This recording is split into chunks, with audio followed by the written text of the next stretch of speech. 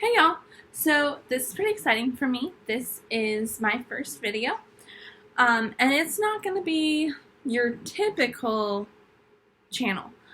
I'm going to talk about different things. You know, sometimes it'll be stories I heard and I haven't researched, or stories I have heard and researched more, or stories that are unsolved, or, you know, whatever it may be. It might be stories about my life that have happened recently that I just thought were ridiculous and I just felt the need to share, but mainly it'll be about something that I find interesting. Now, this will not be everybody's cup of tea, believe me, I know. But it is my cup of tea. I will be talking a lot about serial killers because I find them to be fascinating. And I'm gonna probably get a lot of backlash about this, but my daughter is right here. She is 5 months old. And I'm gonna talk about serial killers with her right here. And you'll probably see her every once in a while. But yeah, she is awesome. So, today is mostly gonna be educational. We're going to talk about what makes a serial killer. Because a lot of this stuff people don't know. They think, oh, that person was just crazy. And that sometimes is the case. Don't hear me say that, you know, serial killers are not psychopaths. They are. They are ridiculously crazy. But you can't just chalk it all up to being crazy. There are things that go into it. For example, serotonin. Serotonin is a chemical in our brains that calms us down. It releases a calming effect on our brains. Serial killers do not have that. Now, some of them do. And that's how you get killers like Ted Bundy, who calmed himself down after the murder. If the killer has that ability to calm themselves down and not commit murder again, then they have a less likely of becoming a blitz attacker, and I will talk more about that as we get in. But some serial killers, their brains were soaked in too much serotonin during fetal development, so their brains don't react to serotonin like they should. And that's a big thing. Another thing is abuse. That can be the form of physical, emotional, mental, psychological, any kind of abuse. Now, usually, it is at the hand of one parent.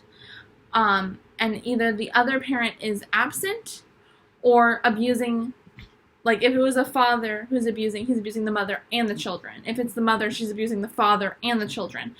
So if the other parent isn't absent, then the other parent is usually being abused as well. And again, it's either emotional, mental, physical, psychological, sexual, however it may be. Chances are, if the other parent isn't absent, the other parent is enduring the same abuse, which is rough. That's one thing. Humiliation is another one. And by humiliation, I mean public humiliation. That can also be abuse. Sometimes, like, the mom is a single mother, gets pregnant out of wedlock, the father runs off. The mother has the baby out of wedlock, dies during childbirth, or, whatever it may be. The child goes into the care of the grandparents. That's my daughter's feet. She's just now learning she has them. But, yeah, the grandparents are now taking care of the kid. They will dress them and throw them outside and lock the doors. They'll, if it's a boy, they'll put him in a dress, throw him outside, lock the doors. Girls, they'll cut their hair really short, tell them they can't wear makeup, tell them they can't wear girly clothes. Whatever it may be. They'll force them to sleep outside in the winter. If they live on a farm, sometimes they're forced to sleep with the pigs or the cows or, whatever the animals may be. And they do that just to stay warm, A lot of times they are forced to be maids. It's kind of like the Cinderella situation. Because when this child is enduring this public humiliation or this abuse from the grandparents, chances are the grandparents are favoring other children over this one person. And so this child sees himself as not good enough or less than, and that can cause anger issues, which will lead more to a blitz attack or suicide by cop. if they do become a murderer. Now, do not hear me say that everybody who is abused becomes a serial killer. No. Do not hear me say that everybody who is an absent parent becomes a serial killer. No. It's just different circumstances cause different things. Now, again with the public humiliation, it can be a girlfriend or a boyfriend that dumped them. It can be something they see as socially unacceptable. For example, Ted Bundy. He was dumped by a girlfriend. So, he started killing women who reminded him of his ex-girlfriend. Jeffrey Dahmer. He was gay. He saw that as socially unacceptable at the time, was killing men he was attracted to. You know, serial killers will do things that make sense to them, but don't make sense to the rest of us. Okay? So, another thing is euphoria. Some serial killers will get a sense of euphoria after killing. Like they'll be on cloud 9 and then something will happen and it will drag them back down. Maybe it's their job. Maybe they have a job that, you know, emasculates them or makes them feel less than or makes them feel worthless. Now, don't hear me say there are no female serial killers. There are. We will talk about a couple of them. But by precedence, most serial killers are men. About, I think 93 to 95% are men. I would have to double check that, so don't quote me on that. But by precedence, most serial killers are men. But female serial killers have the same problem. Serotonin, too much serotonin. Eileen Wuornos was a lesbian, but she was also a hitchhiking prostitute. So, you know, there's no telling. But yeah, so there are different things that make serial killers. Sometimes it's just they have so much anger and they will kill. Now, here's the problem with serial killers. The sense of euphoria I was talking about. They get kind of like a high, like drug users get, you know? But, as the same with drug users and serial killers, that first high feels better than every other high they will ever get. So, after that first high, every kill, they're trying to reenact that high, get that high again. So, they will either make the murders more gruesome, trying to act it out. They will make them more common, so the cooling off period, which is the time between murders, will go from like a week to like 5 days, or to 3 days, or to every other day, or every day even. Or the body counts in each murder will be higher. So instead of killing 1, they'll kill 2.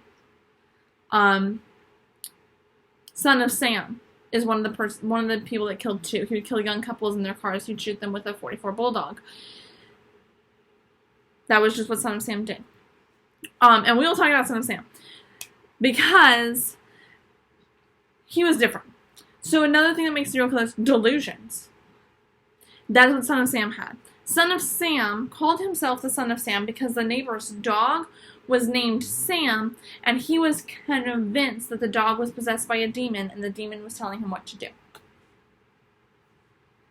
So he called himself the Son of Sam. Delusions will make a serial killer do crazy things.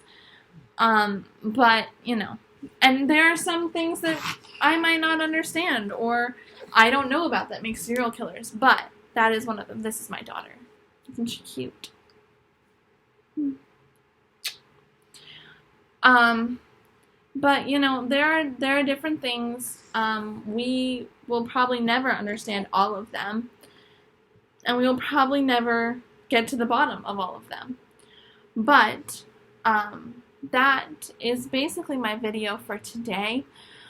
If there are any stories or cases you want to hear about specifically, leave them in the comments below. I'd love to hear your thoughts. If there are any questions you have, feel free to drop those in the comments. I will research them as best I can, unless I know the answer. But we will go over serial killers. If they have nicknames, we'll go over those and how they got their nicknames. Like I told you how Son of Sam got his nickname, we will go over BTK. We will go over the Night Stalker. We will go over the dating show killer. We will go over all of those different people and how they got their nicknames and why they got their nicknames. We will also go over the the Granny Killer, or something like that. It's something along those lines. But we will go over them, and we will talk about all of them and how they got their names. But that's my video for today. I hope you enjoyed it, and I hope you'll come back for next week's video. Say bye!